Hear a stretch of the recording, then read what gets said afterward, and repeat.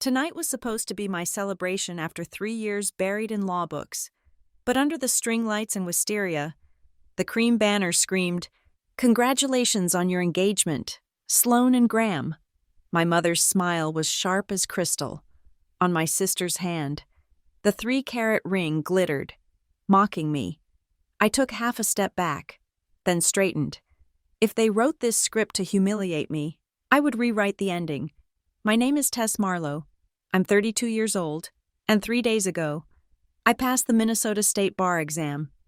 The drive from Minneapolis to Waverly Glen is 90 minutes of flat highway, pushing my rattling Toyota through suburbs that bleed into expensive hobby farms.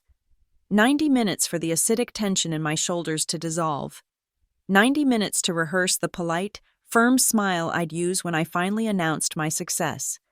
My mother, Margot, had called exactly 4 hours ago. Her voice tight with that specific brand of suburban urgency. "Tess, you must come home tonight. We're having a small get-together, and there's a big surprise, a really big surprise." A surprise? I'd assumed the surprise was me. I had called her the moment the results posted, expecting, perhaps foolishly, a pause in her usual programming. What I got was a rushed, "Oh, wonderful, dear.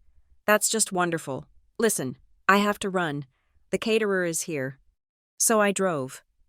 I drove away from my cramped studio apartment in the North Loop, a place that smelled of stale coffee and the sheer panic of looming student loan repayments.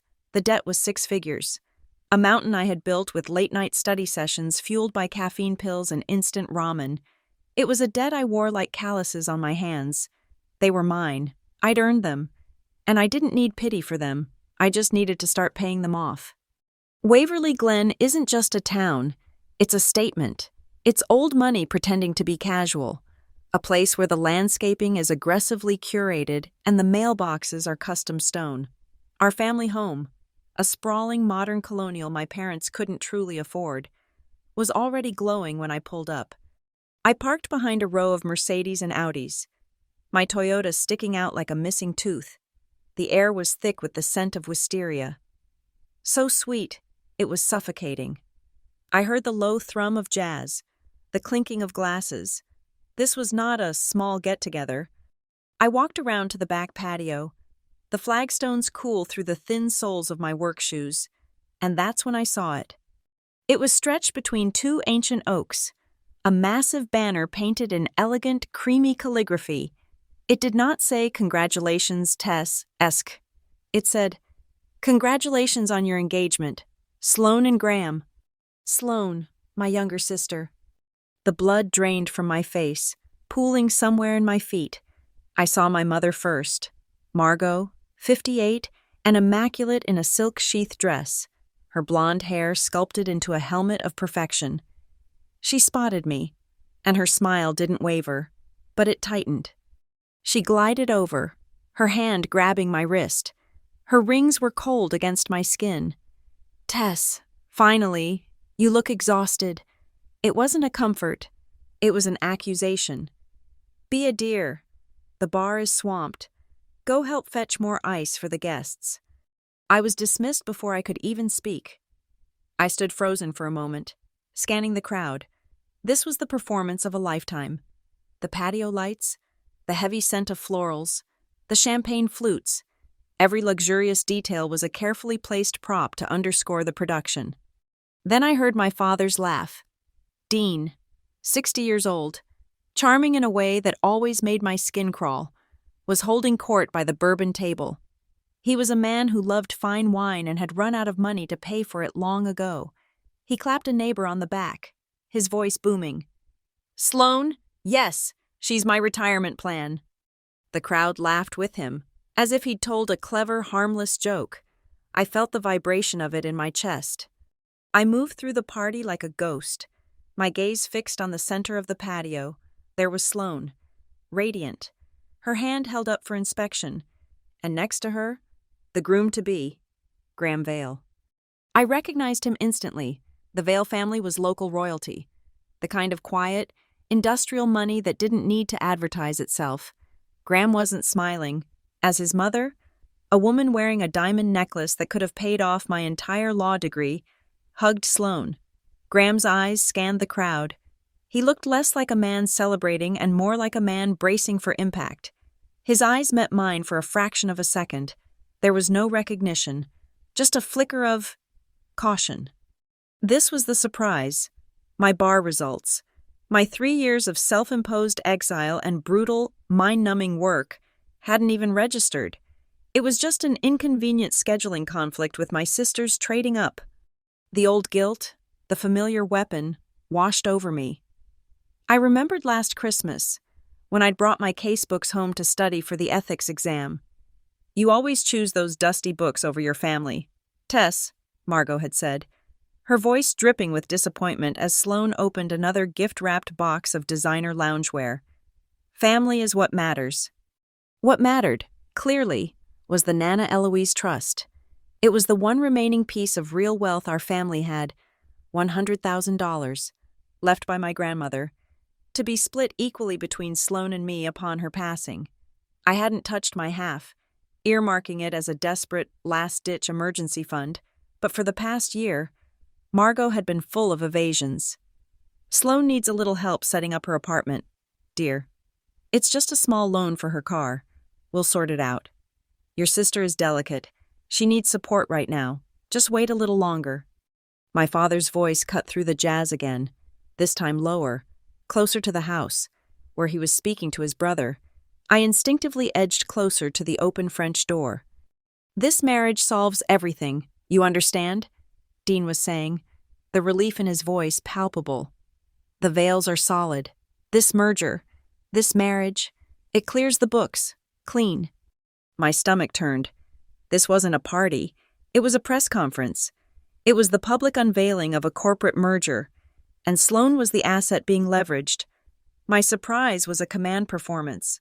To show up and applaud the transaction that would save my parents from the consequences of their own financial recklessness. I found myself at the bar, my hand closing around the stem of a champagne flute.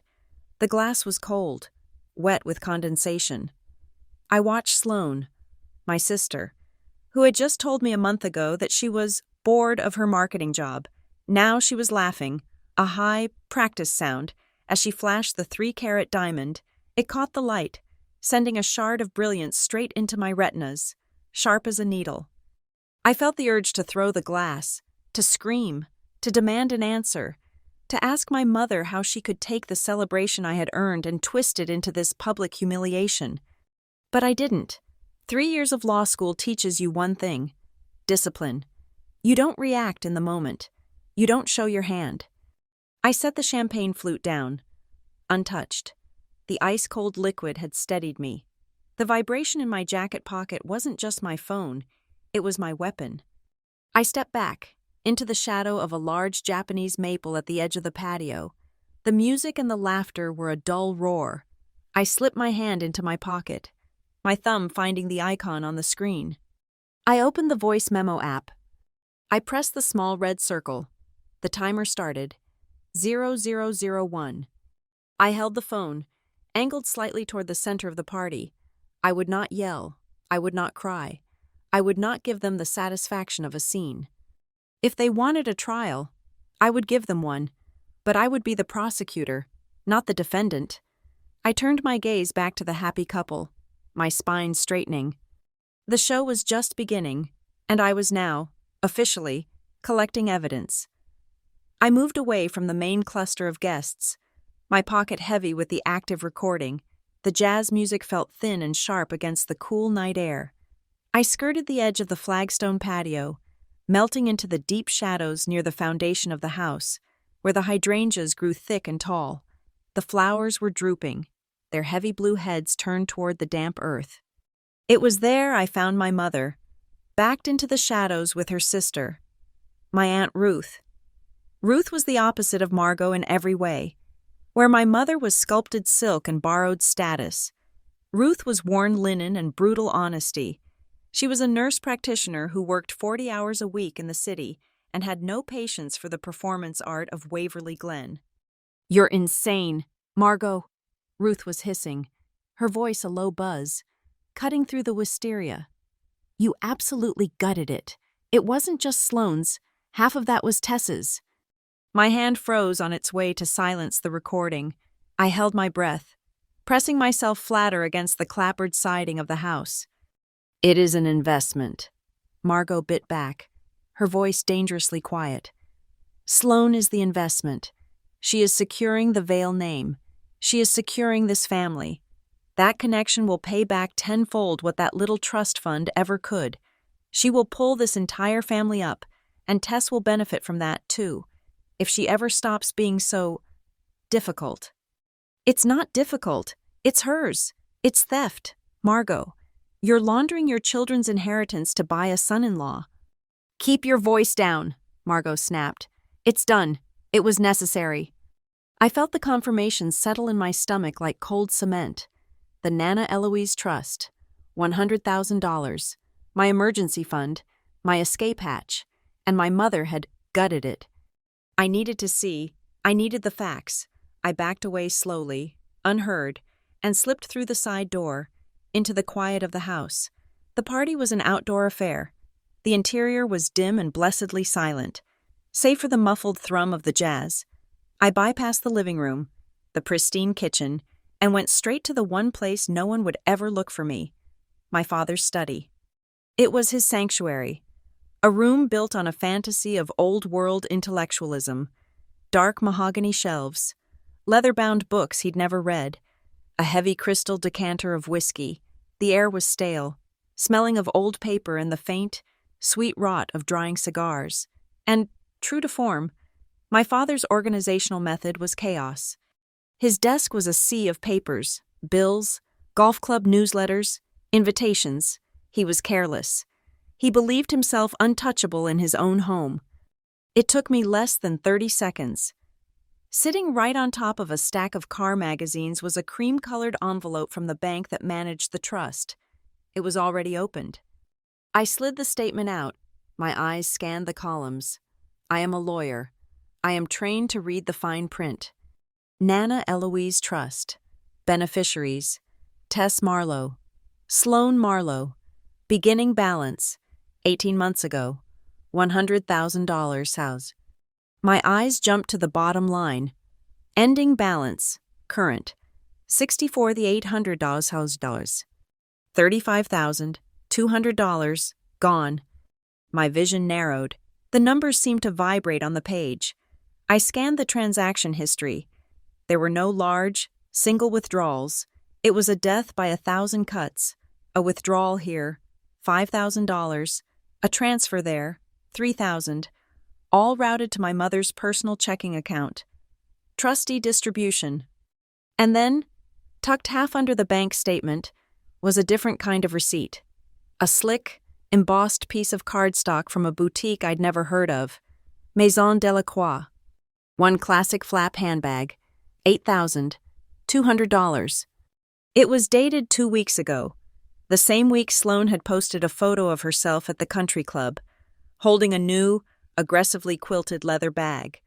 The same week I had transferred my last savings to cover the bar exam application fee. I felt a sudden, icy calm. This was not just mismanagement. This was not borrowing. This was conversion. This was a breach of fiduciary duty. These were legal terms, clean and sharp, and they cut through the fog of my anger. I did not move the papers. I did not fold them. I took my phone from my pocket. The recording app was still running. I let it run. I switched to the camera. Flash off. I held the phone steady, my hands surgical. Click, the trust statement, top to bottom. Click, the transaction details. Click, the Maison Delacroix receipt, perfectly centered. I placed the phone down. I picked up the receipt and the statement. I noted the precise angle they had been resting at, the way the corner of the envelope overlapped the magazine. I put them back, exactly as they were. I wiped the desk edge with the sleeve of my blazer where my hand had rested. I left no trace. I stood in the dark study for a full minute, just breathing. The anger was a cold, efficient engine now. It was no longer grief, it was strategy. I sat in my father's leather chair, the leather cracking in protest. The silence of the room was a shield. I needed to pivot. I needed to secure my own future, the one I had actually built. I opened my email. Amidst the spam and the law school newsletters, there was one new message, received at 4:15 p.m. The sender was an HR coordinator at Hollister and Wrenn LLP. It was one of the top litigation firms in Minneapolis, a place I had applied to on a hopeless long shot. The subject line, interview request, litigation associate. They wanted to meet. They wanted to discuss my application. They wanted me. A slow smile spread across my face, a grim, tight expression that felt foreign. This was the lifeline. This was the extraction plan. My family was busy selling their future. I was busy building mine. I had to go back out. I couldn't hide in the study forever. I needed to rejoin the cast. I found the kitchen first, needing a glass of water. The room was empty save for Sloane, who was leaning against the marble island, texting furiously. "He's perfect, isn't he?" she said, not looking up. "I haven't been formally introduced," I said, my voice flat. I opened the fridge, the cold air hitting my face. Sloane finally looked up, her eyes bright and shallow.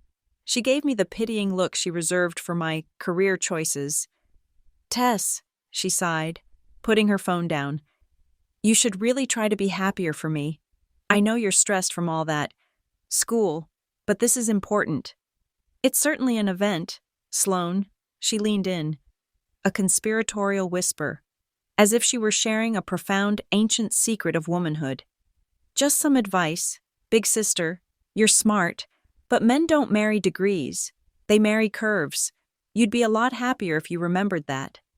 A sound, a slight shifting of leather on hardwood, came from the adjoining hallway. Graham Vale was standing there. He wasn't in shadow.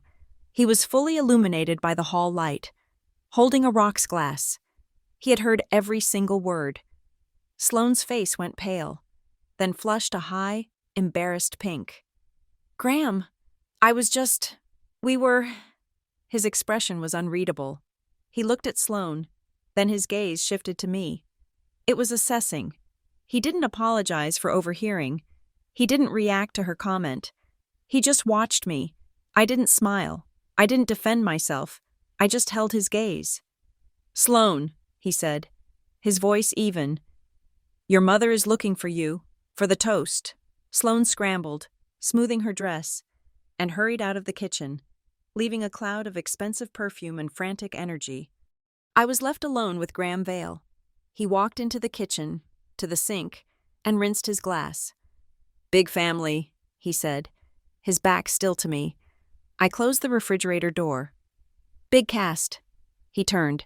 His eyes were intelligent, and for the first time that night, I saw a genuine emotion in them. Weariness.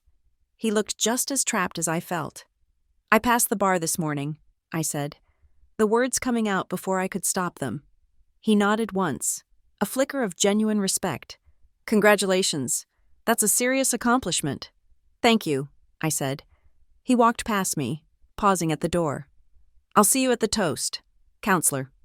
When I finally stepped back onto the patio, the recording app still running, my parents were on the low, temporary stage the caterers had set up.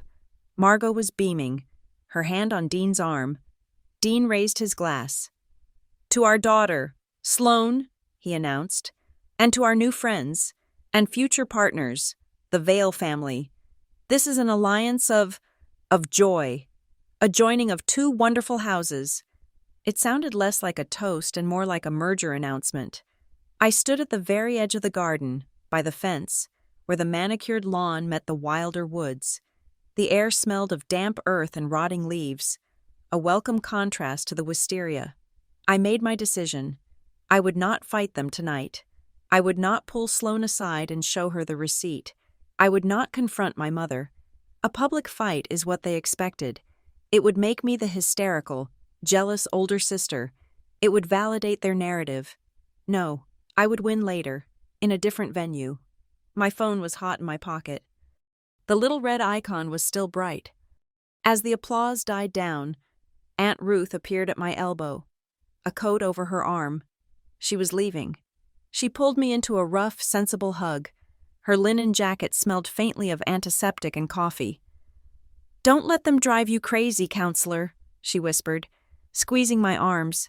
"I think we're past that," I whispered back. "No," she said, pulling back to look me in the eye. "You're not crazy. You're just the only one here who's sober." She squeezed my arm again and left, a solitary, sensible figure walking through a crowd of performers. I stayed in the garden for another 10 minutes, listening to my father laugh too loudly. Then I went back inside, to the study. The party noise was a dull, angry buzz behind the closed door. I sat at my father's desk. I took out my laptop and opened it. I pulled up the email from Hollister and Wren. I typed my reply. I was concise. I was professional. I confirmed my interest. I confirmed my availability for an interview. I chose the date. I chose the time. I chose my future. I hit send. I did not feel emotion. I felt only the cold, clear click of a clock ticking down, of a strategy set in motion. I didn't go back to Waverly Glen that weekend. I drove back to Minneapolis in the pre-dawn darkness after the party. My phone's recording safely backed up to the cloud. I slept for 4 hours and then began preparing. Monday morning at 9 a.m. My studio apartment was silent. I was in my only good suit. My hair pulled back, a blank wall behind me. The laptop screen split into 5 identical squares. The partners of Hollister and Wren. They were not smiling. This was not a social call. It was an interrogation. Ms. Marlowe, the one in the center square, a man named Harrison, began, "You graduated top 10%. You edited the law review. You clerked for Judge Albers. Why are you only applying for associate positions now? 6 months post-graduation?" I had my answer ready. It was clean. It was true. I took a necessary personal leave to handle a complex family estate matter that required my full attention.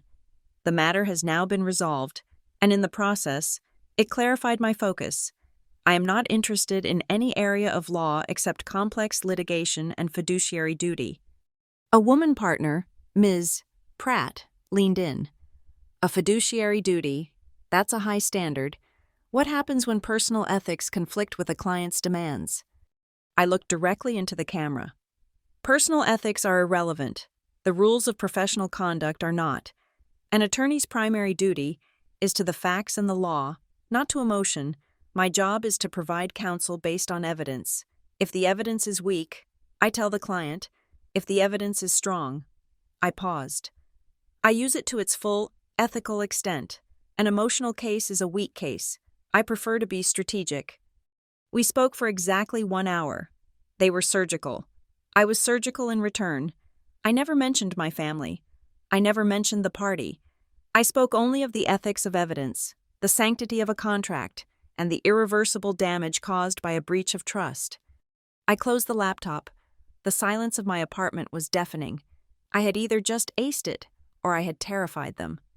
I spent the rest of Monday and all of Tuesday in a state of suspended animation. I ate crackers. I drank tap water. I stared at the forms I had downloaded. On Tuesday afternoon, at 4:30 p.m., the email came. The subject line was simple. Offer of employment. Hollister and Wren, LLP. I read the terms. My hands were shaking, but not from joy. It was adrenaline, a starting salary in the low 6 figures, a $45,000 signing bonus, payable upon acceptance. This was not a job offer. This was an extraction. This was my future. Handed to me on embossed letterhead, the bonus alone, $45,000, was more than the $35,000.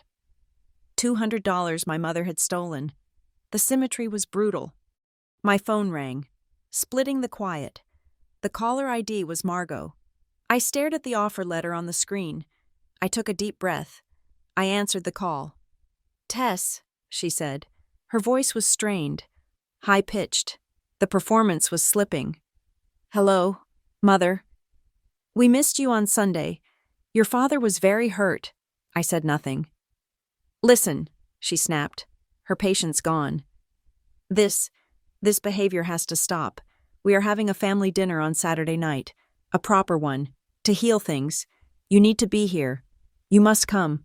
Why? A pause. The sound of her inhaling, probably from a cigarette. Graham, she finally said, her voice dropping. He's asking questions about the trust. I don't know what you said to him, but you've made things very awkward. You need to come on Saturday and fix this. You need to reassure him. Reassure him. The weaponization of that word. She wanted me to lie for her. She wanted me to co-sign her fraud. I will be there, I said. Good, she said, relieved. And Tess? Wear something nice, not your work clothes. She hung up. I looked at the email from Hollister and Wren. I looked at the button at the bottom of the page. Accept offer. My finger clicked the mouse. A new screen loaded. Welcome to the firm. I had just bought my armor. Now I began to sharpen my weapons. My next call was not to an office supply store. It was to the private client services department of the bank managing the Nana Eloise Trust. This is Tess Marlowe, I said, my voice crisp. I am a 50% beneficiary of the trust. Account number ending in 774. I am exercising my right as a beneficiary to a full, certified, and itemized accounting of all distributions, withdrawals, and transfers made from this trust for the past 24 months. I need hard copies. The man on the other end stammered. Ms. Marlowe. We typically coordinate with the trustee, Mrs. Margot Marlowe. The trustee is the subject of my inquiry, I said, cutting him off. A simple yes or no. Are you going to comply with my legal right, or am I going to have my new employer, Hollister and Wren, serve you with a subpoena for them? I am a member of the Minnesota Bar. I suggest you check my status. There was a frantic typing sound. A long silence. The documents will be ready for pickup at the downtown branch on Friday at 10 a.m. You will need 2 forms of ID. I will be there, I said, and hung up. The next piece of evidence came from Aunt Ruth. My phone pinged with a text message. It was a series of photos, blurry, low-light images of cheap paper bank envelopes, the kind you get for cash withdrawals. On the front of each, in my mother's looping cursive, were notes. Sloan, car down payment. Sloan, app decor. Sloan, wardrobe. The final text from Ruth was blunt. She told me these were starter gifts from the Vales, to make Sloan look the part. She was so proud of it. She pulled the cash out over 6 months. She thought it was untraceable. Fool. I saved the images. I downloaded the Minnesota State Judiciary forms for a motion for ex parte temporary restraining order and preliminary injunction. I sat at my small kitchen table and began to fill it out. Plaintiff. Tess Marlowe, beneficiary, defendant. Margot Marlowe, trustee. Relief requested. An immediate freeze of all assets, pending a full forensic accounting, due to evidence of breach of fiduciary duty and misappropriation of funds. I printed the draft. It felt heavy in my hand, heavier than a weapon. It was a judgment. The final 2 days before the dinner were a study in contrast. On Thursday, my phone lit up with a text from an unknown number. Tess, this is Graham Vale. I hope you don't mind me getting your number from Sloan. I'd like to ask you a few things about the family's financial history. If you have a moment, I'd appreciate the discretion. I read the message twice. Discretion. He was already building a case. He was worried. I did not reply. I took a screenshot, saved it, and logged the time of contact. On Friday, my father called. The old routine, the voice of disappointed, folksy wisdom. Tess, he started. No preamble. Your mother is a wreck. A wreck. This ambition of yours, this law stuff, it's making you forget what's important. You're tearing this family apart over a few dollars. Is that what she told you? A few dollars? Family is what matters, he said, his voice rising. The classic guilt trip. You come on Saturday, and you apologize to your sister, and you smooth this over with Graham. We need this. We need this. I will see you on Saturday, I said, and ended the call. On Saturday morning, I walked to the office supply store down the street. I didn't buy a box of files. I bought one single, Slim, black presentation folder, the kind with a clear front cover. At home, I printed 3 labels. Exhibit A, Exhibit B, Exhibit C. Exhibit A was the certified bank statement from the trust, showing the $35,200 deficit. Exhibit B was the photograph of the Maison Delacroix receipt and Aunt Ruth's photos of the cash envelopes. Exhibit C was my offer letter from Hollister and Wren. It was not a piece of evidence for them. It was a statement for me. It was my declaration of independence. It was the proof that I did not need them. My final act, at noon on Saturday, was the most important. I went online to a neutral, third-party financial services company. I used my new signing bonus, which had cleared that morning, to open an account. It was not a standard account. It was a bonded escrow account. I titled it, the Nana Eloise Trust Repayment Fund. I funded it with the first $1,000. I printed the account information and the deposit instructions. This was the final piece. I wasn't just coming with a problem. I was coming with a solution, a non-negotiable, legally binding solution. I placed this paper into the folder as well. The dinner was at 7. I was ready. I was not coming to heal. I was not coming to reassure. I was coming to issue a demand. I was coming to collect. The dining room was a stage set for a play about a happy, wealthy family. The table was dressed in heavy Irish linen, so white it hurt the eyes. The gold-rimmed china, our grandmother's, was laid out with agonizing precision. 8:30 p.m. The chandelier was dimmed to a forgiving, cinematic glow. It was all a performance, an attempt to strain the veneer of normalcy so hard it might just hold. But it was already cracking. I had placed my slim black folder on the damask seat of the chair next to me. It was the only object in the room that was unadorned. My mother, Margot, sat at the head of the table, radiating a forced, brittle serenity. My father, Dean, was at the foot, conspicuously focused on the wine. Sloane and Graham sat opposite me. Aunt Ruth, surprisingly, had been invited, placed at the far corner like an afterthought. She was the only one eating her salad as if it were just food. For 10 minutes, the only sounds were the heavy click of silver on porcelain and my father's overly enthusiastic praise for the wine. A remarkable vintage, truly remarkable. Don't you think, Graham? Graham nodded, his eyes on his plate. Very nice, Dean.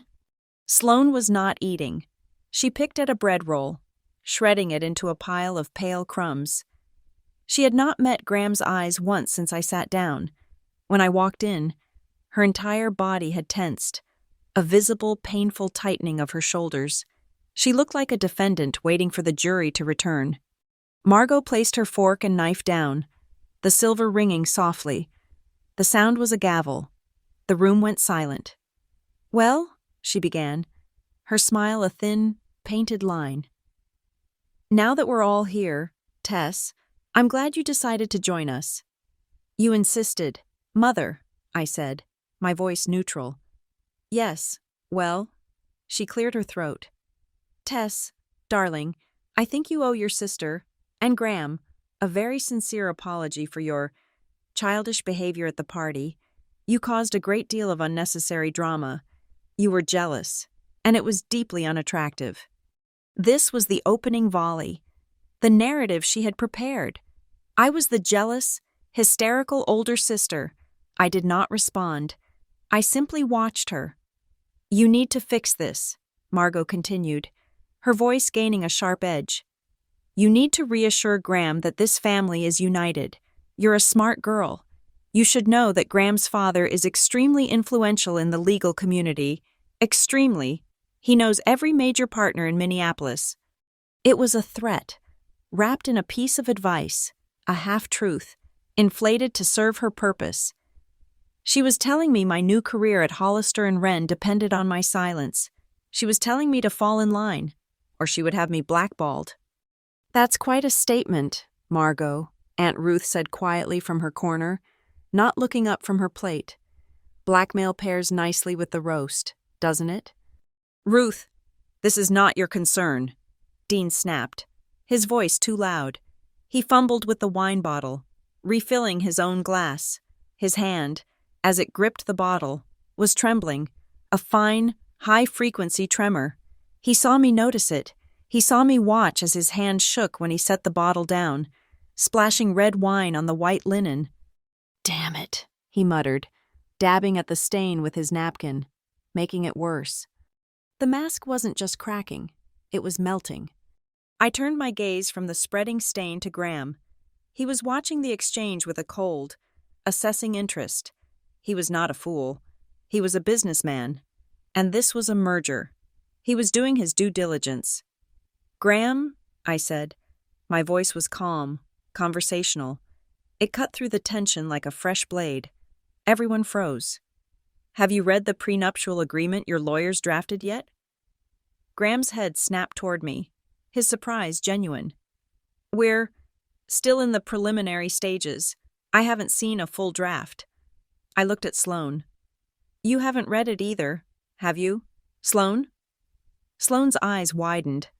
Mom said we're not supposed to worry about that it's just a formality." "And Mother," I said, turning to Margot, "have you provided your financial disclosures to Graham's legal team?" Margot's face, a carefully constructed mask of pained elegance, finally broke. A flush of pure, hot rage crept up her neck. "Tess Marlowe, that is quite enough," she hissed. "This is a family dinner, not an interrogation. We are talking about the wedding cake. Sloane, didn't you say you wanted to talk about the custard? The bakeries get so booked." It was clumsy, a desperate, pathetic lunge for a new topic. "No," I said. We're talking about disclosures." I reached down and picked up the black folder. I placed it on the table, on top of my salad plate. The sound was flat and final. "I am not here to apologize," I said, my voice low and clear, carrying to every corner of the room. "I am here to present the facts. This family is not a family. It is a fraudulent prospectus." "Tess!" my father roared. "Be quiet, Dean," I said, not taking my eyes off Margot. I opened the folder. "You have been misappropriating funds from the Nana Eloise Trust for 18 months. You, as trustee, have breached your fiduciary duty.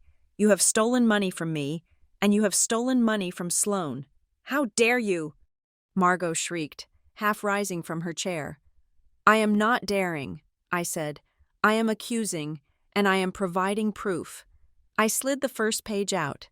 Exhibit A, the certified trust statement I picked up from the bank yesterday. It shows a total deficit of $35,200. It also shows a clear pattern of regular transfers from the trust to your personal checking account. I slid the next page across the table. It landed in front of Graham. Exhibit B, a collection of receipts. The most impressive is an $8,200 handbag for Sloane, purchased 2 weeks ago. Purchased, I might add, with money that was 50% mine. "It was a gift," Sloane burst out, her voice thin. "It wasn't," I said. "It was a laundered asset. You don't buy a gift with stolen funds." "Tess, this is insane," Dean sputtered, his face a mottled red. "It was a loan, a temporary loan. We were going to pay it back." "You can't borrow from a trust you control." "Dad, it's called conversion. It's illegal, and you had no intention of paying it back. You were betting on this wedding to refill the bank account." Graham looked at the receipts, then at Sloane. He said nothing, but his face had hardened into granite. Aunt Ruth, from her end of the table, spoke up. "And this," she said, pulling a stack of photographs from her own purse. "This is the wardrobe she bought Sloane." She slid the photos, the ones she had sent me, across the table, the blurry, damning pictures of the cash-filled envelopes. She called them engagement gifts from the Vales, Ruth said, her voice dripping with contempt. She was bragging about how she was packaging Sloane. The cash was pulled from the trust. Graham looked at the photos, his jaw tightening. Sloane stared at the envelopes, her face paper white. Her eyes darted from the photos to my mother. "Mom?" Sloane's voice was a tiny, broken whisper. You told me that was a gift. From you. You said it was your money." It was an investment. Sloan, Margot snapped, her eyes wild. It was for you. It was for you, I corrected her. It was to get this deal done. I took the final page from my folder. And finally, Exhibit C, I placed it in front of my mother. That, I said, is my offer of employment from Hollister and Wren. I accepted it on Tuesday. Your threat about Graham's father is irrelevant. Your leverage is gone. I don't need this family's approval. I don't need this family's money. Except for the money you stole. I have my own. Margot stared at the letterhead. The 6-figure salary. The $45,000 signing bonus. Her mouth opened, but no sound came out. She had been so focused on Sloane's payday that she had never, not for 1 second, considered that I might have one of my own.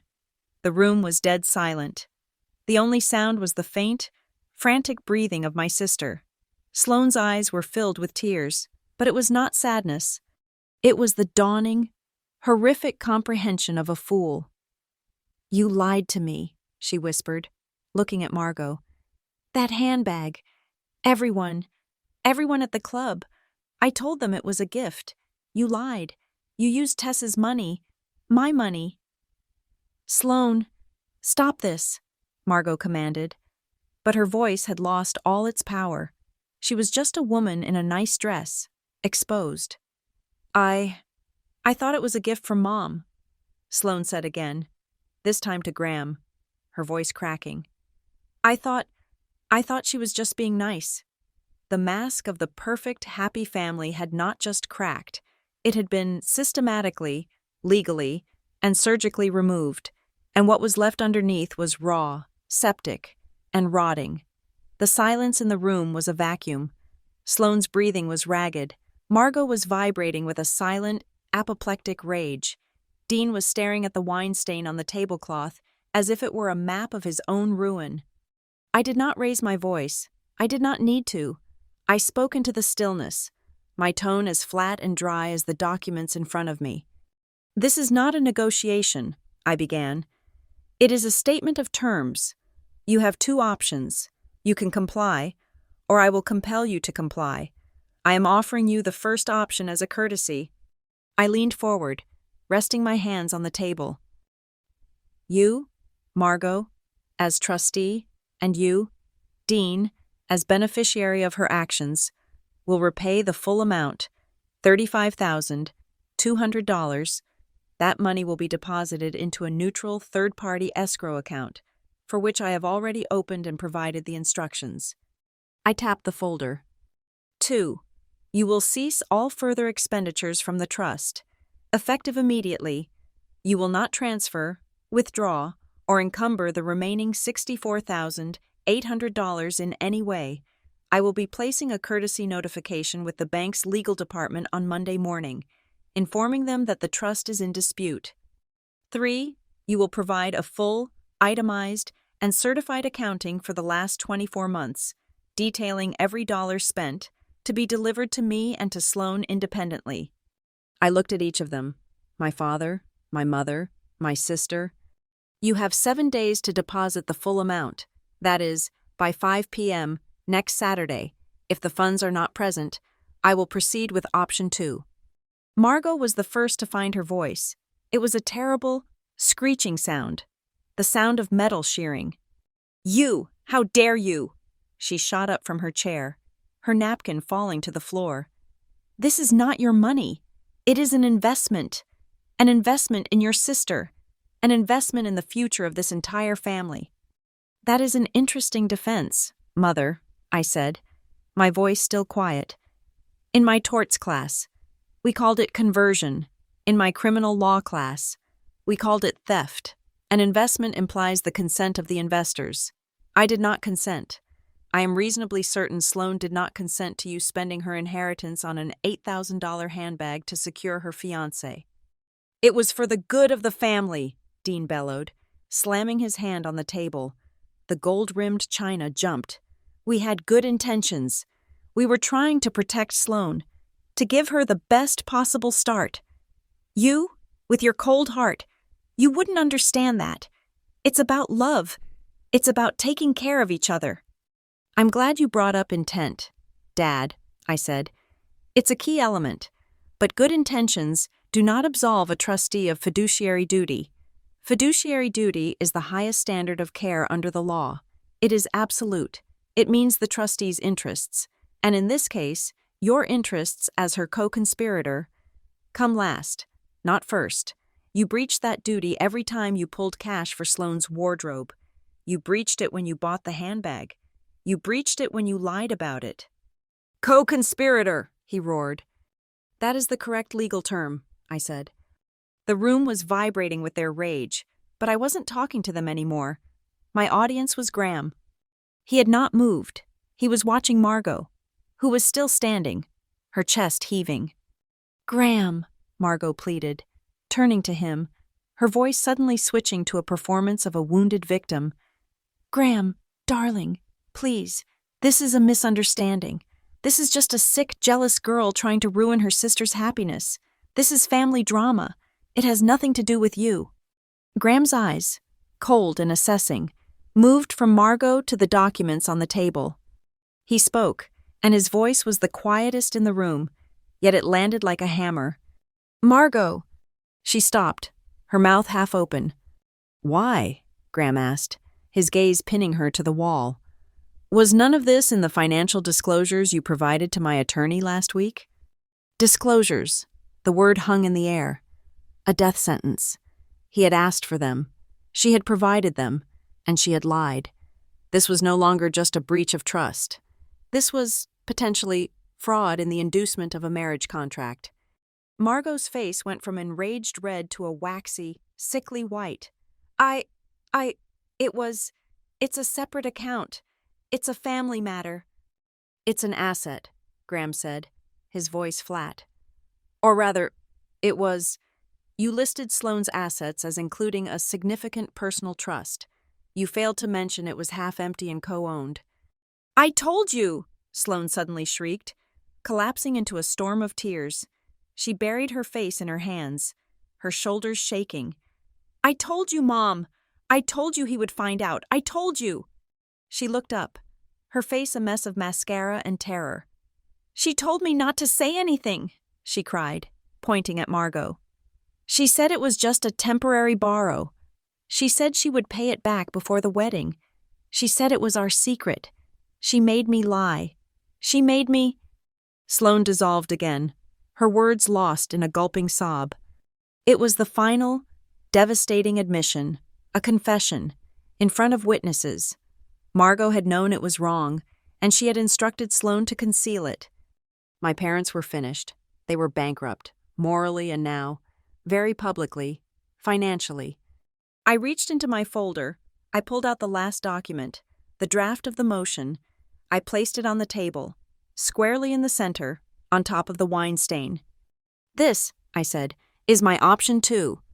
My mother squinted at it, unable to comprehend. It's a draft, I explained, of a motion for an ex parte temporary restraining order. Ex parte means for one side. It means I go to the courthouse on Monday morning.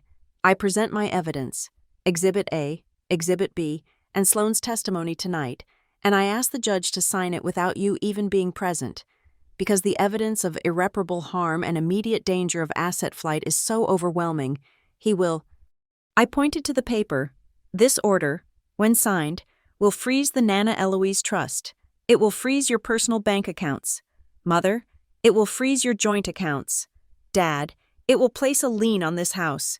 It will start a full, court-ordered forensic audit of every dime you have spent for the last 2 years. It will be public record. Your good intentions will be irrelevant. And, Aunt Ruth said, speaking for the first time. All eyes turned to her.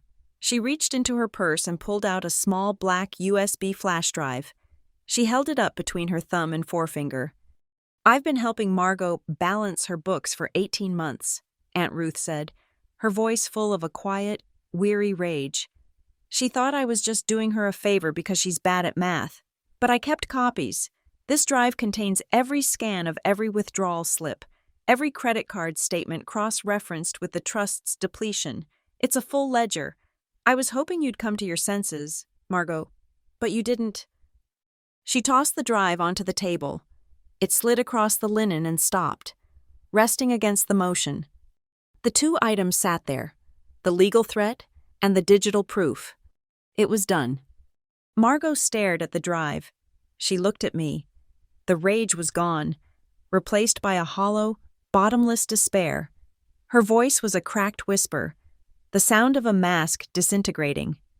"You," she breathed, "you are destroying this family. You are tearing us apart. After everything we've done for you, you are destroying your sister's future." I looked at her, and for the first time, I felt nothing. No anger, no pain, just a resolution.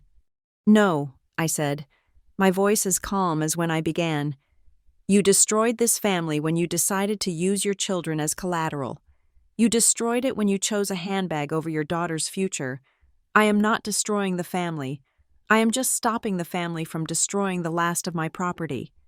The silence that followed was absolute. Sloane was crying. Dean was staring, glassy-eyed, at the wall. Margot was frozen, a statue of her own failed ambition.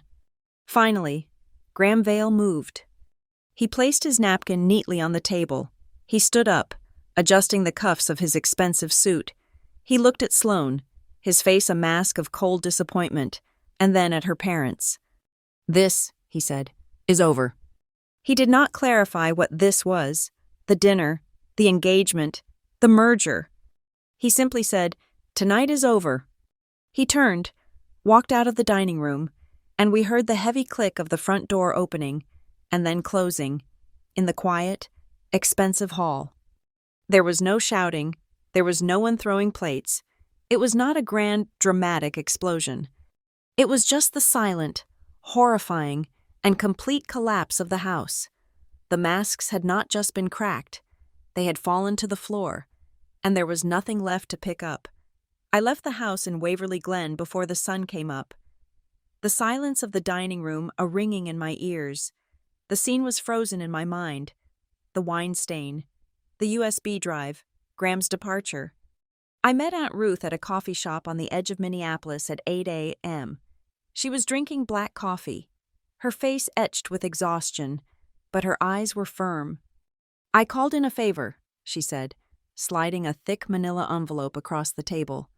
"I have a friend who is a compliance officer at the trust bank. When you called Friday, it set off alarms. When I called her last night after the dinner, it became a 5-alarm fire. These are not just the statements. These are the underlying transfer orders." We didn't open it there. We went to my car. A bubble of privacy in the bustling morning. I turned the engine off. The only sound was the rip of the envelope. The statements were worse than I thought.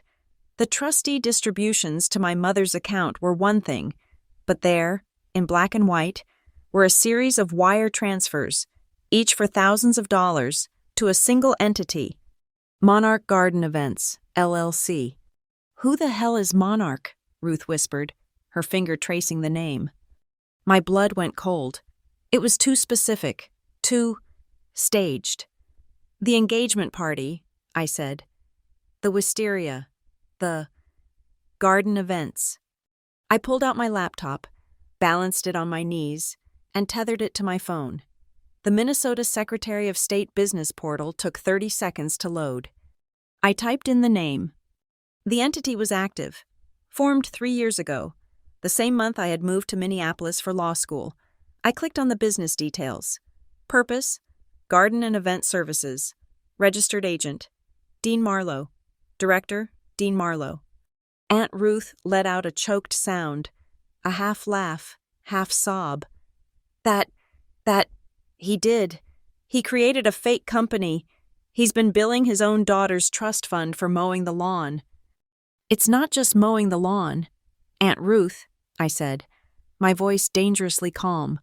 My mind was moving fast, the legal implications stacking up like bricks. This is fraud. This is a shell company. This isn't just Margot's panic about a handbag. This is a calculated, long-term conspiracy to embezzle. He's been doing this for 3 years. This was the real cancer. Margot's spending was the symptom. Dean's LLC was the disease. I spent the next 6 hours in my studio apartment. I didn't eat. I didn't drink. I took the new bank statements, Aunt Ruth's ledger, and my father's corporate filing, and I built a fortress of facts. I created a spreadsheet, a flowchart. The money moved from the trust, split into two streams, one to Margot, which she then used to pay Sloane's credit card bills. The dates lined up perfectly. The $8,200 handbag, a $4,000 wardrobe refresh, the other stream, the larger one, went straight to Monarch Garden Events, LLC. I highlighted the intersections. It was a masterpiece of domestic fraud. I needed to be sure. I picked up the phone and called Mark Chen, a friend from Law Review, who was now the sharpest trust and estates litigator under 40 in the state. "Tess," he said, "I heard you passed, and I heard you landed at Hollister. You're a ghost. Then you're a legend. What's up?" "I need a review of an action, Mark," I said. "Off the record, personal." "The best ones always are." I laid it out.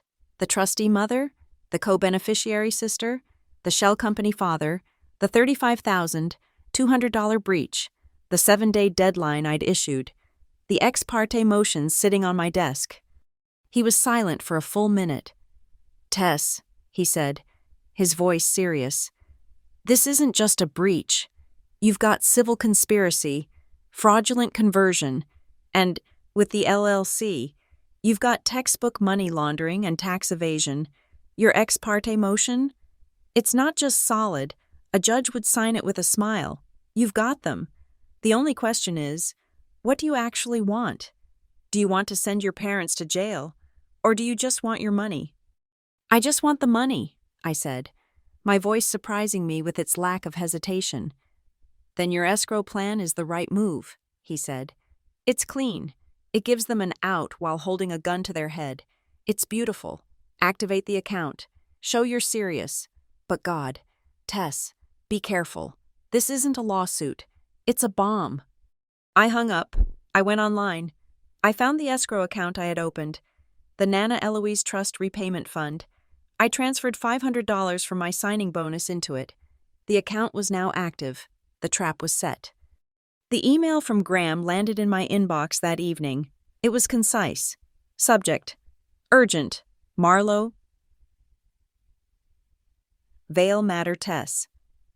Given the events of Saturday, I require a meeting. The public engagement announcement is scheduled for this coming Sunday. I must have clarity before then. Please let me know your availability. Graham. He was a man on a deadline. He was a businessman whose merger was suddenly showing toxic assets. I replied, "Graham, a meeting is appropriate. I will attend on the condition that your legal counsel is present. I will be representing myself. Please have your lawyer contact my assistant." I stopped. Deleted that. "Please have your lawyer contact me directly to schedule. Tess Marlowe. Escrow." His response was immediate. Agreed. The meeting was set for Wednesday. The conference room at his lawyer's firm was high above the city, a soundproof box of mahogany and silent, expensive air. Graham was there. His lawyer, a man named Sterling, was in his 60s, with the predatory stillness of a heron. "Ms. Marlowe," Sterling began, his voice a smooth, deep purr. "We are here to facilitate a family understanding. My client is, of course, very fond of your sister, and he wishes to see this unpleasantness resolved." "Mr. Sterling?" I said, placing my black folder on the table. "This is not an understanding, and it is not unpleasantness. It is a breach of fiduciary duty, common law fraud, and conspiracy to commit same. We can either discuss that, or I can leave." Sterling's smile faltered. Graham just watched me. "Let's not be hasty," Sterling said. "My client's interests are aligned with yours. We all want transparency." "Good," I said. I opened the folder. "Then let's be transparent." I laid out the documents, one by one. Exhibit A, the certified trust statement. Exhibit B, the flowchart, showing the split to Margot and to the LLC. Exhibit C, the Secretary of State filing for Monarch Garden Events, with Dean Marlowe's name highlighted. Graham made a small, sharp sound when he saw his future father-in-law's name on the LLC filing. Sterling, to his credit, did not flinch, but his eyes narrowed. He was reading the flowchart. He was a smart man. He understood it instantly. "And Exhibit D," I said. I slid Aunt Ruth's USB drive across the table. "That is a full ledger, 18 months of accounting, matching every withdrawal from the trust to every corresponding credit card payment for my sister and every deposit into the LLC. It's immaculate." Sterling leaned back. It was not a casual motion. It was the sharp, sudden recoil of a man who had just seen a snake on the table. He looked at Graham. He looked at me. He tented his fingers. "What?" Sterling said, his voice no longer smooth. "Is your demand, Ms. Marlowe?" "Repayment," I said. "Full, immediate, $35,200. It goes into the escrow account I've prepared. My parents have until Saturday at 5 p.m. And if they fail to meet that deadline? Then on Monday morning, I file my motion ex parte. Those documents," I tapped the folder, "become public record. The trust is frozen. My parents' assets are frozen. And the Vale family engagement becomes the primary exhibit in a very, very ugly public lawsuit." Graham finally spoke. His voice was raw. "That engagement party, the one my mother is throwing on Sunday, the one Margot has been planning for 6 months, that was paid for with your money, wasn't it?" "A significant portion of it," I said. "Through the Monarch LLC. Graham looked at Sterling. "She's not lying. She's not exaggerating." "No, Mr. Vale," Sterling said. "She is not." Graham turned to me, his face pale. "My mother, Margot, she has been telling everyone that my father is some kind of kingpin, that he runs this city. She's been using his name to threaten people, to get reservations, to act like she's untouchable." He laughed, a bitter, terrible sound. "Tess, my father is an accountant, a very, very good one. He's rich, but he's not a kingpin. He's just quiet. And the Vales, we have one rule. We are rich. But we are terrified of scandal. We are allergic to the press. This," he pointed at the LLC filing, "this is a scandal. This is precisely the kind of thing that could unravel." "Your family's reputation," I finished. "Yes," he said. "So," I said, offering the single, clean solution, "we stop it from becoming public. My parents don't have $35,000. I know they don't. You know they don't. But you do." Sterling sat up. "Ms. Marlowe, you are suggesting my client pay your parents' debt?" "No," I said. "I am suggesting you secure your investment. You are about to sign a prenuptial agreement. I propose an addendum, a new clause, a condition precedent to marriage, the full repayment of the $35,200 to be paid by the Vales on behalf of Sloan, directly into the escrow account. It's not a gift. It's a cleansing of the books. It makes the merger clean. It makes Sloan's side of the ledger whole." Sterling and Graham stared at me. "In this scenario," Sterling said slowly, "my client pays, your parents get off scot-free." "No," I said. "You misunderstand. My parents don't get off. They become indebted to Graham. He pays to clean the slate, but he holds the note. He solves my problem, the theft, and he solves his problem, the public scandal. And in exchange, he gets the one thing he needs to control Margot for the rest of his marriage. Collateral. This," I tapped the USB drive, "is his leverage. He will own them." Graham looked at the flowchart, at his lawyer, and then at me. He saw the logic. It was brutal, but it was flawless. "I will protect Sloan," Graham said, his voice hard. "She is weak, and she is a fool, but I do not believe she is malicious. I will protect her, but I will not protect them." He stood up. "Mr. Sterling, you will draft the addendum. The repayment clause is conditional on this." He pointed to the USB drive. "Being placed in your vault, we will pay the escrow. We will make Sloan clean." He looked at me. "I will handle my end. You handle yours. I expect to see confirmation of the transfer by Saturday. You will, I said. He nodded. I will not, he said. Be marrying into a lie. The call came at 2 a.m. on Thursday. I was asleep, a rare, shallow sleep in my too-quiet studio. My phone vibrated against the floor. A harsh, buzzing sound. I grabbed it. Sloan. I stared at the name. My first instinct was to silence it. My second, the lawyer's instinct, was to answer. A call at this hour was an act of desperation. And desperate people make mistakes. What? I said. My voice was a rasp. Tess? Her voice was a small, fragile thing, completely broken. She was sobbing, the kind of deep, gulping sobs that left no room for air. Tess, I didn't know. I swear to God, I didn't know. You didn't know what, Sloan? That it's 2 a.m.? I didn't know the money was yours, she choked out, the words tumbling. I didn't know it was ours, plural, Mom. Mom always called it my trust. She said, this is the money Nana left for you. She said you got your share for school. She said it was just my fun to get me started. I sat up.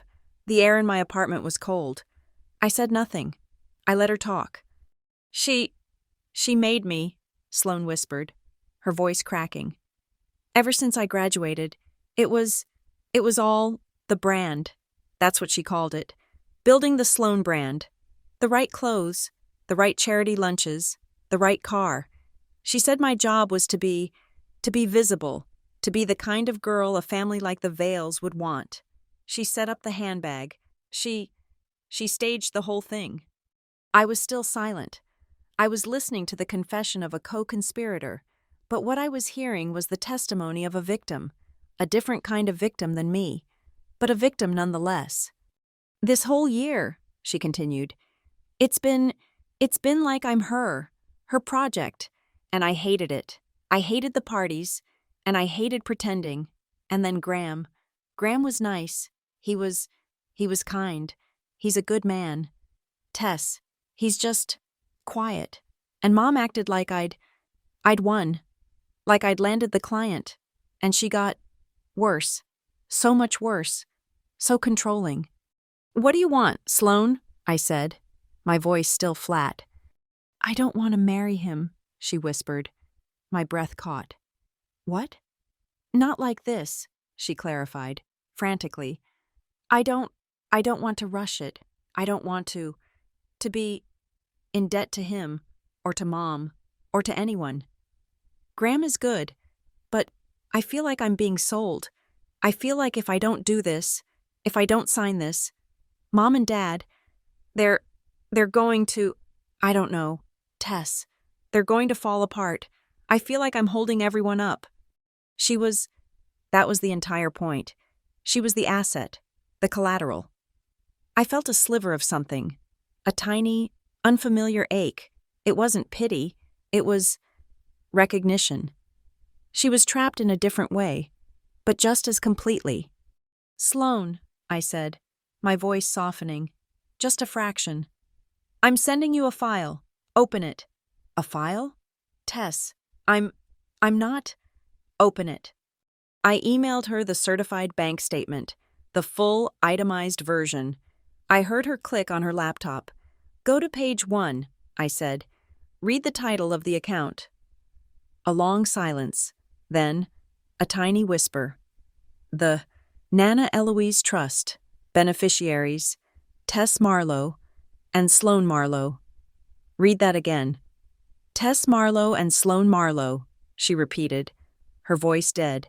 Now look at the transactions, I said, my voice clinical again. Look at the withdrawals. Look at the payments to your credit card.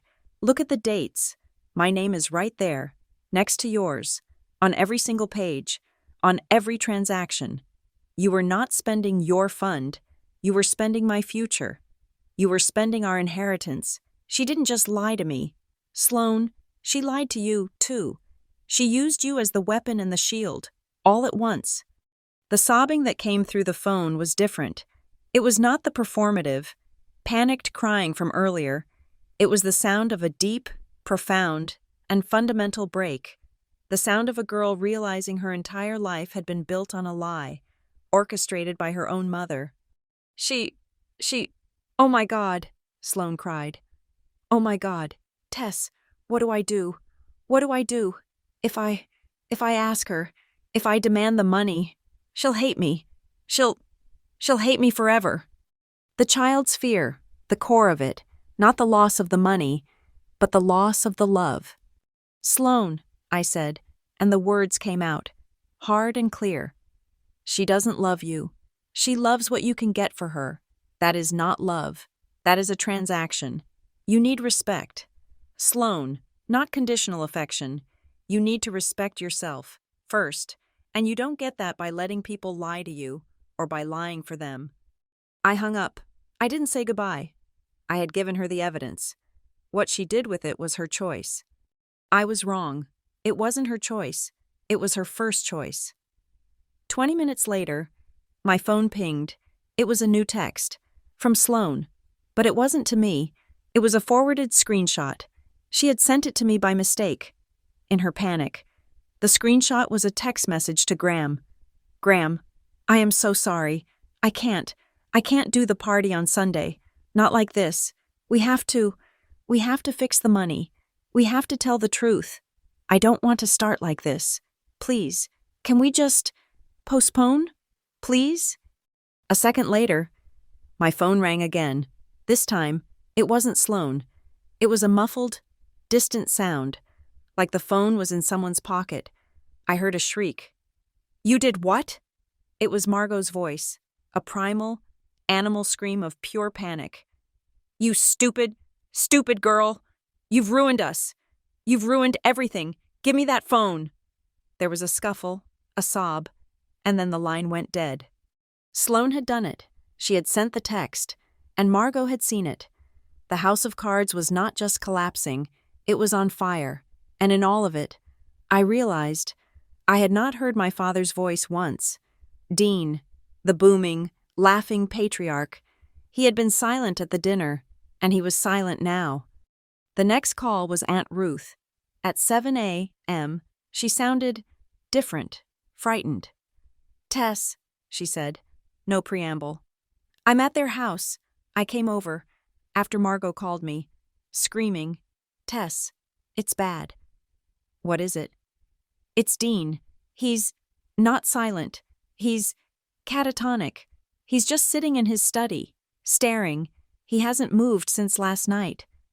Aunt Ruth. No, listen. Margot she's lost it. She's packing. I don't know what she's doing. But Dean, I've never seen him like this. He's the one I'm worried about. He's the one who did this. And he's broken. What did he do? The party, she said, her voice dropping.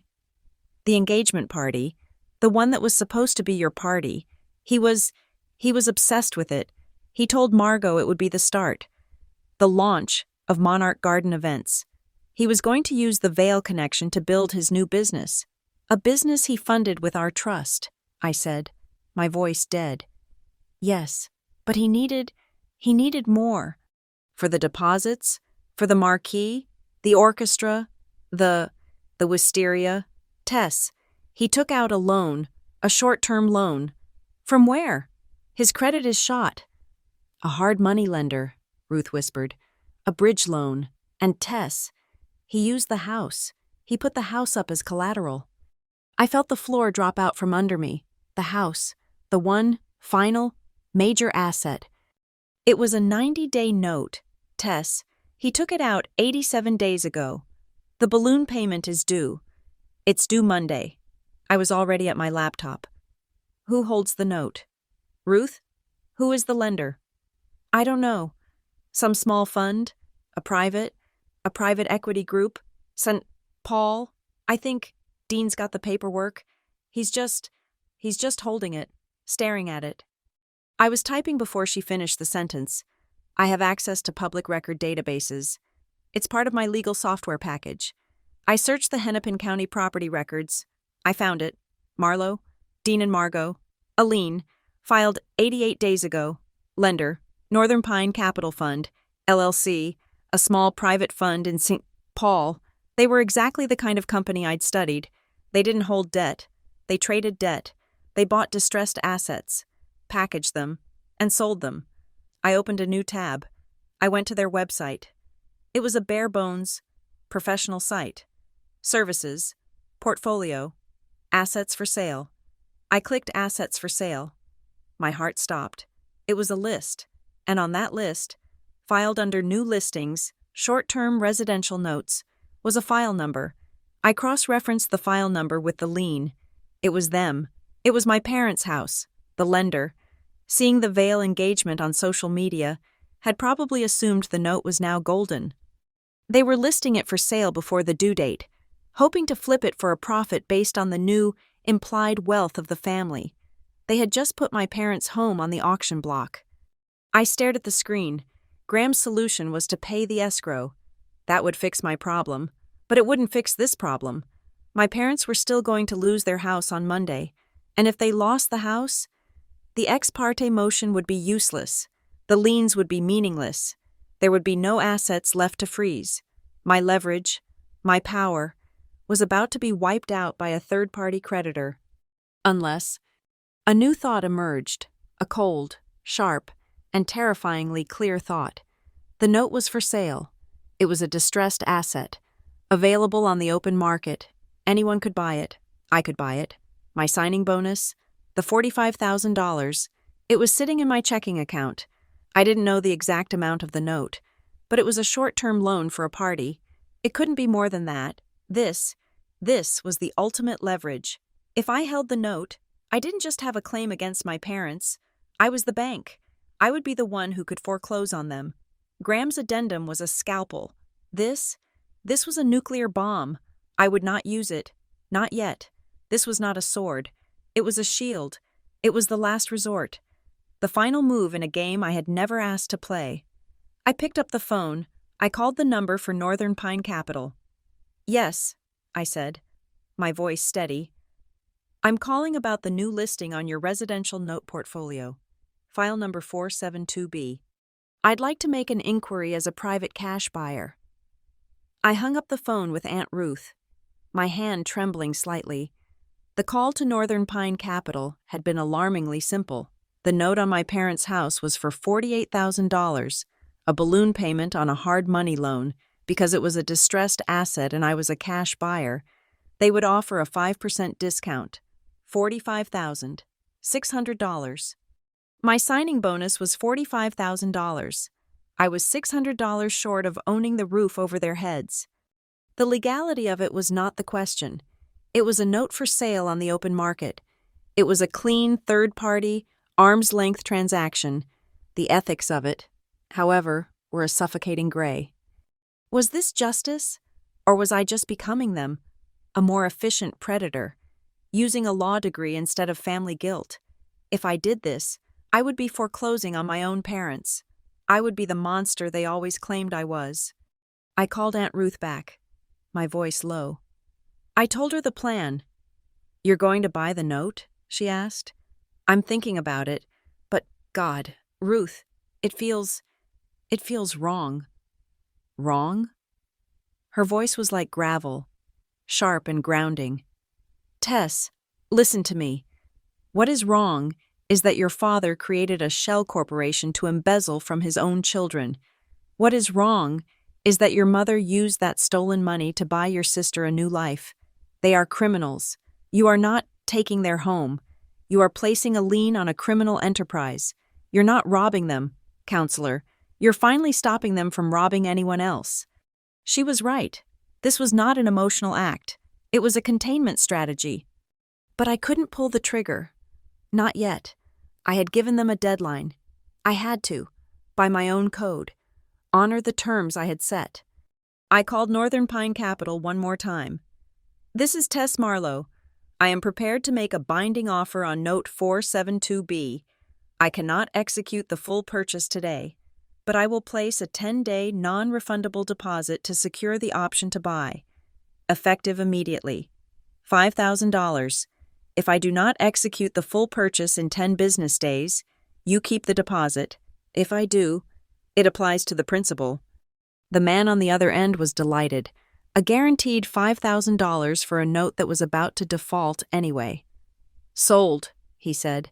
The note is on hold for you, Ms. Marlowe, until close of business, November 19th. I transferred the money from my signing bonus. $40,000 left. I had just bought myself a 10-day window. My parents had 7. The timelines were set, and mine was longer. Now the official clock had to start. I finalized the demand letter I had been drafting. It was no longer a prop. It was a legal instrument. It was addressed to Margot Marlowe and Dean Marlowe. It cited my rights as a beneficiary, their fiduciary duty under Minnesota statute, and the clear evidence of misappropriation. It concluded with the 3 demands I had made at the dinner table. It listed the full amount, $35,200. It listed the deadline, Saturday, November 15th, at 5 p.m. It attached the full certified wire instructions for the escrow account I had created, the Nana Eloise Trust Repayment Fund. I sent it to their home address via certified mail. Return receipt requested. I sent a digital copy to both of their email addresses. I blind copied Aunt Ruth. The click of the send button was as loud and final as a gunshot in my silent apartment. For 48 hours, there was silence. No reply. No acknowledgement. Then, on Friday morning, I received an email. It was not from my parents. It was from a man I had never heard of. Barry Clayman, Escau, attorney at law. His email signature was a garish, gold-embossed eagle. Subject: Cease and desist. Marlowe family matter. Ms. Marlowe, I am the retained counsel for Margot and Dean Marlowe. My clients have informed me of your recent campaign of harassment, threats, and extortion. Your actions, including but not limited to, threatening your elderly parents, attempting to interfere with your sister's marital contract, and your general familial misconduct, are unconscionable. My clients view your demand as a baseless and pathetic shakedown. We hereby demand you cease and desist all contact with the Marlowe family. Should you persist, we will not hesitate to pursue all available remedies, including filing for a restraining order and reporting your unprofessional conduct to the Minnesota State Bar. I almost laughed. It was a dry, hollow sound. Extortion. This was Margot's move. All over, all performance, zero substance. He was a hired threat lawyer, the kind who screams a lot but never files. Precisely the kind of man my mother would hire to try and bully me into submission. I took a deep breath. I did not respond in anger. I responded as Hollister and Wren would expect me to. I hit reply and CC'd Margot and Dean. Mr. Clayman, thank you for your correspondence. Your client's characterization of the facts is incorrect. My communication was not a threat. It was a formal demand letter outlining a clear breach of fiduciary duty by the trustee, Margot Marlowe, and the conversion of funds by Dean Marlowe. This is not familial misconduct. It is a legal dispute over the misappropriation of $35,200 from a trust of which I am a 50% beneficiary. The escrow account is a professional courtesy to allow them to cure the breach without my resorting to litigation. As for the State Bar, I invite you to file. I am attaching, for your convenience, the certified trust statements. The Secretary of State, filing for the Monarch Garden Events Shell LLC, and the USB ledger of fraudulent withdrawals. I trust these documents will clarify the definition of unprofessional conduct for you. The 7-day deadline stands. I will see you in court on Monday, November 17th, if the funds are not returned. Have a wonderful day. Tess Marlowe, Escott. I attached the zip file of evidence. I hit send. His out-of-office reply came back instantly. He was in Cabo. While my mother was hiring a blowhard, Graham was being a surgeon. An hour later, an email from Graham landed in my inbox. Subject: FWD, Final Draft, Vales, Marlowe. Prenuptial Tess. See attached. Addendum B. Section 4. Let me know if this satisfies the terms. I opened the document. It was a 200-page masterpiece of asset protection, and there, in the addendum, was the clause, condition precedent to marriage. On or before the date of the wedding, the Vale family shall pay, on behalf of Sloan Marlowe, the sum of $35,200, $35,200, into the escrow account known as the Nana Eloise Trust Repayment Fund, to cure the outstanding breach and clear all claims against said trust. It was perfect. It was his solution, I replied. This is acceptable. A minute later, a second forward from Graham. It was just the signature page for the addendum. Sloan had already signed it. My mother's last piece of leverage, controlling Sloan, was gone. Sloan had signed her way out, agreeing to the repayment. Margot could no longer stop the wedding, and she could no longer stop the repayment. She was trapped by her own prize. The final move came that evening. My phone rang. Dean, I let it ring 3 times, then answered. Hello? Tess? His voice was gone. The booming, confident, charming patriarch was a ghost. He sounded small, old, and terrified. Tess, honey, I got your letter, and Margot's lawyer. This is all it's a mess, Tess. I waited. This escrow thing, he stammered. This $35,000, all at once. Tess, we don't have it. You know we don't. We're in trouble. I know, I said. So can't we find a family solution? He pleaded. The old weapon. This legal stuff. It's so cold. Can't you we can pay you back, a little at a time, a few $100s a month? Like family? Like family. The same words they used to justify the theft. Now they were using them to beg for a payment plan. No, I said. Tess, please. Your mother, she's not well. It's not a negotiation, Dad. The terms are the terms, but we can't do it. There's no way. He was starting to sob, a wet, pathetic sound. You're asking for blood from a stone. We don't have the money. That is not my problem, I said, my voice as cold and clear as glass. You have my terms. You have my lawyer's letter, and you have Graham's prenup. I suggest you read it. He has offered you the only solution you have left. I hung up. I looked at the calendar. Friday. They had one more day. The 7-day clock was ticking for the escrow, ticking for the wedding, and ticking for the $48,000 note on their house. An option to purchase that was sitting in my email, waiting for me to sign. The countdown had begun. The party was a grotesque spectacle. Saturday night, my deadline was 5 p.m. It was now 7, and Margot, in a stunning, breathtaking act of pathological denial, was proceeding with the public engagement announcement. She had not transferred a single dollar.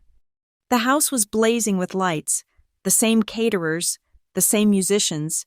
She was trying to restage the night I ruined, to write over it with a new, successful ending. This time, she had invited the press. I saw the van parked on the street. Waverly Social, the local glossy magazine that chronicled the lives of the suburban elite. This was Margot's endgame, to make the merger so public, so permanent, that none of us, not me, not Graham, could back out without causing a massive, humiliating scene. I was there, standing in the back corner of the yard, my black suit a stark contrast to the celebratory silks and pastels. I was not a guest. I was a creditor, observing the assets. Aunt Ruth was there, too, a grim sentinel by the bar. At precisely 8 p.m., the jazz music faded. Graham Vale, looking pale but resolved, stepped up to the small, makeshift stage. Sloan was beside him, her eyes fixed on the ground, a beautiful, terrified ghost. Margot was in the front row, beaming, her entire future riding on this moment. Graham tapped the microphone. The sound was a sharp crack in the sudden silence. "Good evening," he said. His voice was strong. carrying across the lawn. Thank you all for coming. Sloan and I are very moved by your support. He took Sloane's hand. She flinched, almost imperceptibly. Family, Graham continued, is the most important thing, which is why, due to sudden and pressing private family matters, we will be postponing our formal engagement. We ask that you respect our privacy at this time. Thank you. He didn't wait for applause. He stepped off the stage, pulling Sloane with him. The crowd didn't clap. They didn't gasp. They murmured, a low, sibilant whisper of speculation, a sound Margot feared more than anything. The Waverly Social reporter was writing so fast her pen was a blur. This was not in Margot's script. She scrambled. She practically lunged for the stage, her face a mask of frantic, smiling rage. She grabbed the microphone, her laugh a high, brittle shriek.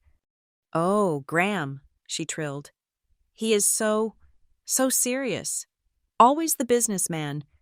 What he means is that we are just so happy, so overwhelmed. But he is right. It is a family matter." Her eyes, wild and furious, scanned the crowd and found me. She pointed, not a subtle gesture, but a full, theatrical, accusing point. "It is very difficult," she said, her voice dripping with venomous saccharine. "When one person in the family is unwell, my other daughter, Tess, you see her, in the back, she is deeply jealous. She has always been jealous of her sister's happiness, and she has tried to disrupt this beautiful event. It is a sickness, a terrible, jealous sickness." The crowd turned to look at me. I did not move. I did not flinch. I let them stare. I held my mother's gaze. I saw the flash of a camera. The Waverly Social reporter, having abandoned Margot's performance, was now heading for the perimeter. She intercepted Aunt Ruth, who was trying to leave. "Ma'am, can you comment on the family matters or the jealousy?" the reporter asked. Aunt Ruth, bless her sensible, steel-spined heart, looked the reporter dead in the eye.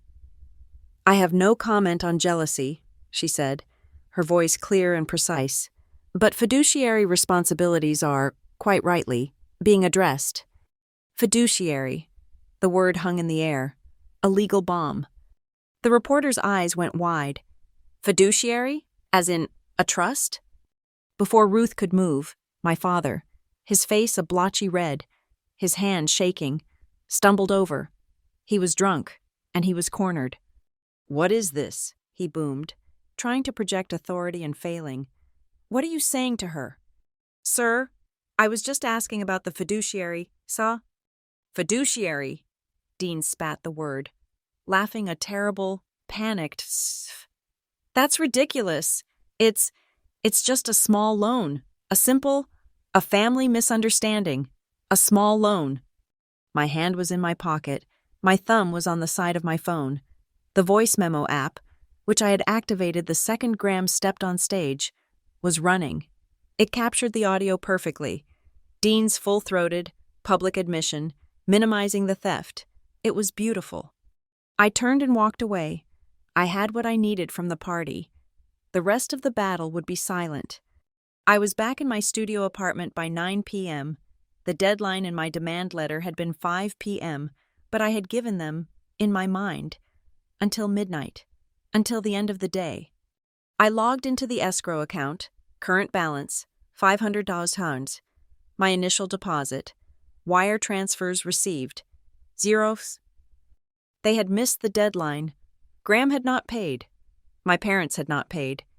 I opened the family group text. Margot, Dean, Sloane, me. My message was simple.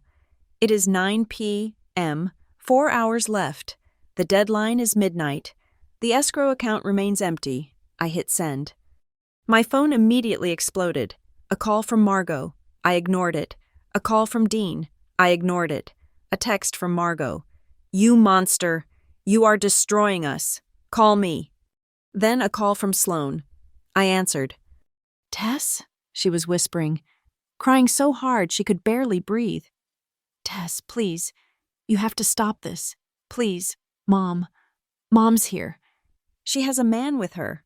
From a bank. She's trying to get me to co-sign a new loan.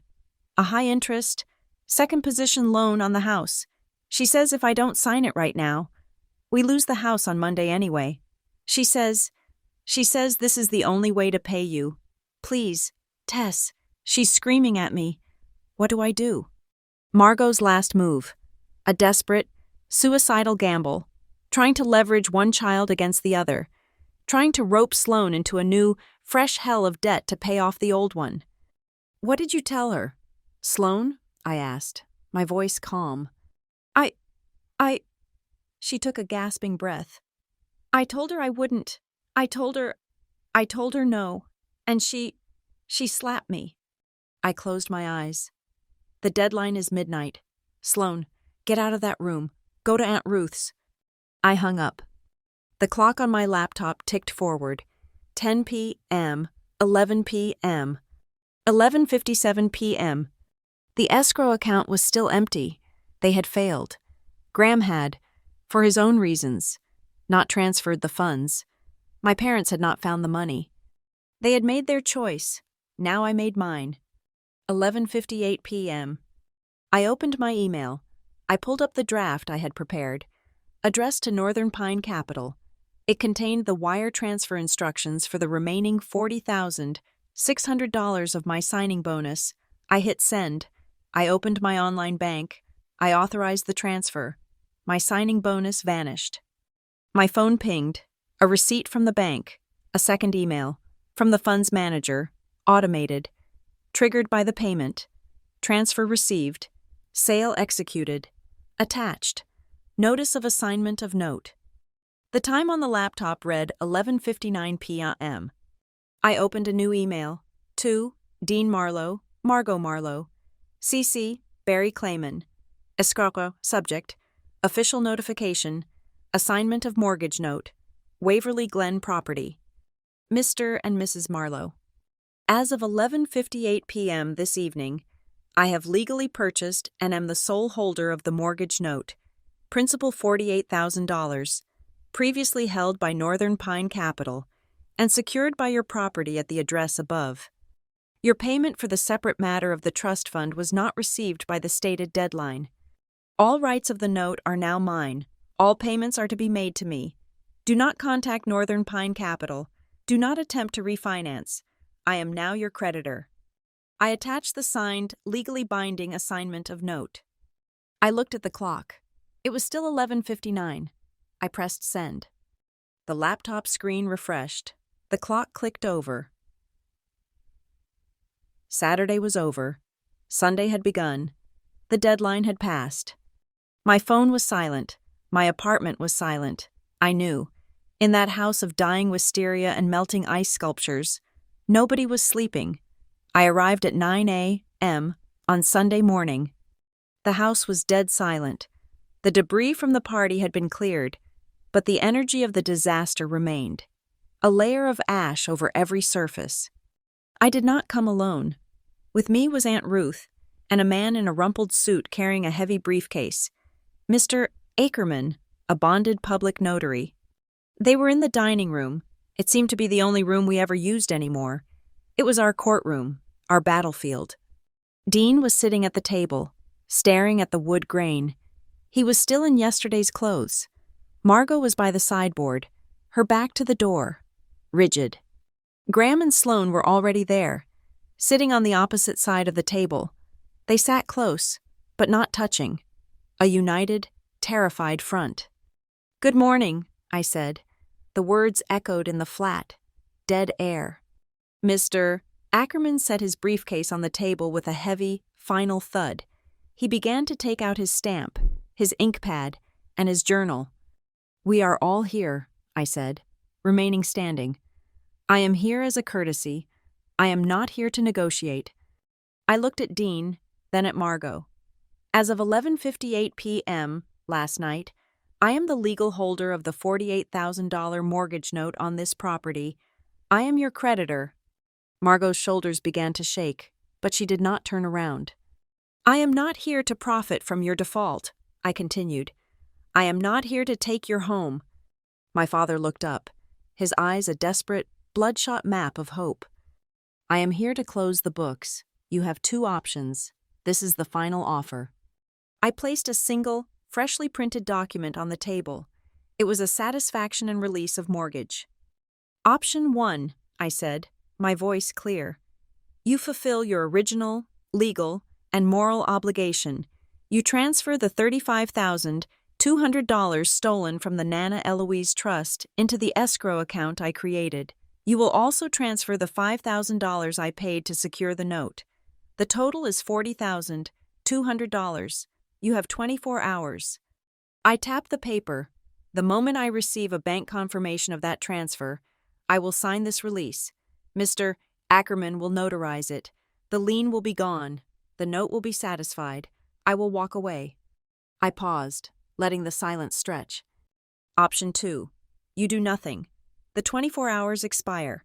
I will not file my ex parte motion. I will not need to.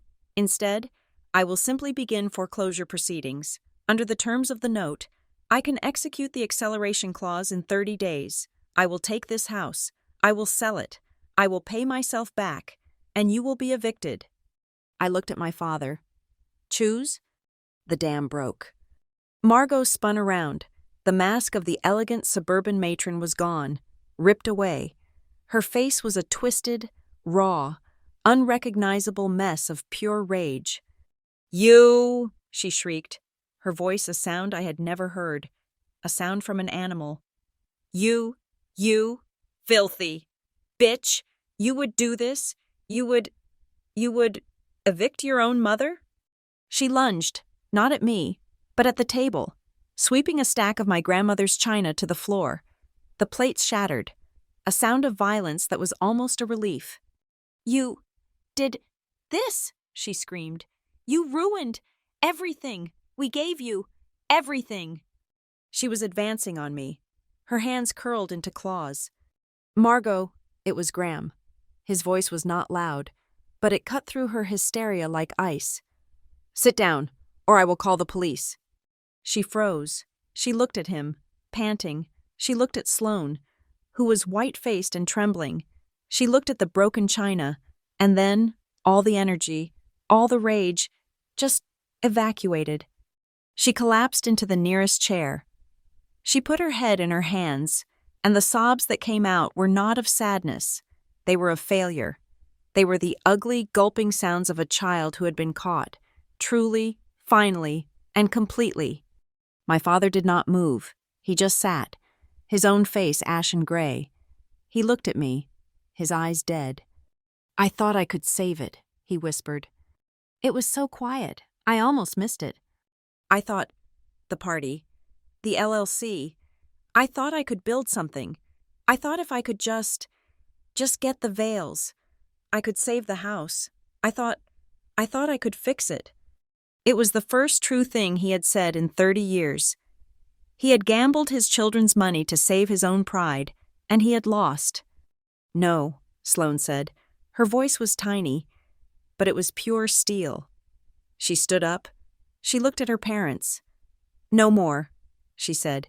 She turned to the notary. Mr. Ackerman, I am here to sign my prenuptial addendum. Graham slid the papers to her. She signed. Sloane Marlowe. Her hand was shaking, but the signature was firm. She pushed the papers to Graham.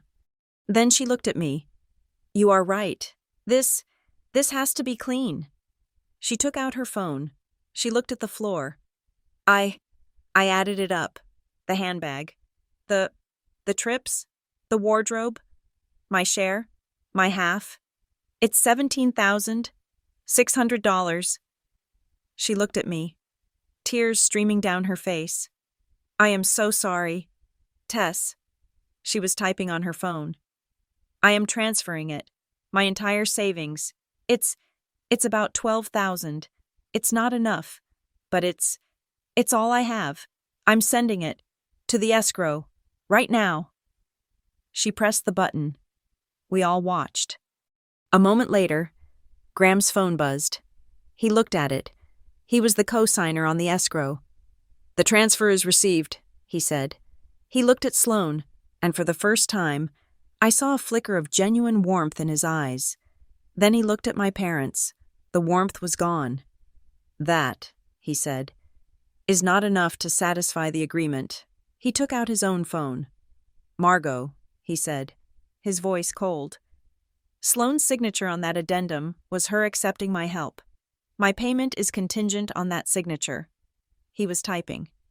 "I am now transferring the remaining balance, $23,200, to clean the slate, not for you," he said, his eyes locking with my mother's. "Never for you, for Sloane, so that my wife does not enter our marriage attached to your fraud." He pressed the button. Aunt Ruth stepped forward. She placed a single, notarized document in front of me. "This," she said to the room, "is my sworn affidavit. It details every conversation. It authenticates the USB ledger. It confirms the conspiracy between Dean and Margot. I have already signed it." She looked at my parents. "Tess is putting it in a file. If, God forbid, you ever try anything like this again, it goes straight to the district attorney." My phone buzzed. A text. From the bank. Notification. "Wire transfer received. Account balance. $40,200. The escrow was full." I took a deep breath. I picked up a pen. I sat down at the head of the table. I signed the satisfaction and release of mortgage. I passed it to Mr. Ackerman. He checked my ID. Though he knew who I was, he signed his own name. He pressed his official stamp into the paper. The heavy, final thunk sealing the document. He slid it across the table. It stopped in front of my father. "It's done," I said, standing up. "The lien is released. The house is yours." Dean stared at the paper. He touched it, as if it were a holy relic. Margot looked up, her face a ruin, her voice a rasp. "So," she whispered, "so, you forgive me? You forgive us?" I looked at her. I saw the broken china on the floor. I saw my sister, who was finally standing on her own. I saw my father, a hollowed-out shell of a man. "I'm not a judge, Mother," I said. "I am not here to grant you absolution. I am just a lawyer. I am here to put the assets back where they belong. The debt is paid. We are finished." I nodded to Aunt Ruth. Mr. Ackerman packed his briefcase. Graham stood up and gently took Sloane's hand. "We're leaving," he said. "The public announcement is canceled. I'm calling the Waverly Social and telling them the event is off." The performance was over. I was the last one to leave. I stood on the front porch, the same porch where I had arrived for the surprise. I could smell the wisteria, heavy in the morning air. It wasn't a suffocating smell anymore. It wasn't the smell of humiliation. It was just the smell of flowers. I walked down the path, my black folder under my arm. I did not look back. I didn't need their permission to be strong. I didn't need their applause. I just needed a deadline, an escrow account, and a straight spine. Thank you so much for listening to my story. I'm new to this, and it means the world to me. Let me know in the comments where you're listening from. I'd love to connect with you and hear your thoughts. Please subscribe to Lila Revenge Stories, like this video, and if you want to support this channel, hit that hype button so more people can hear this.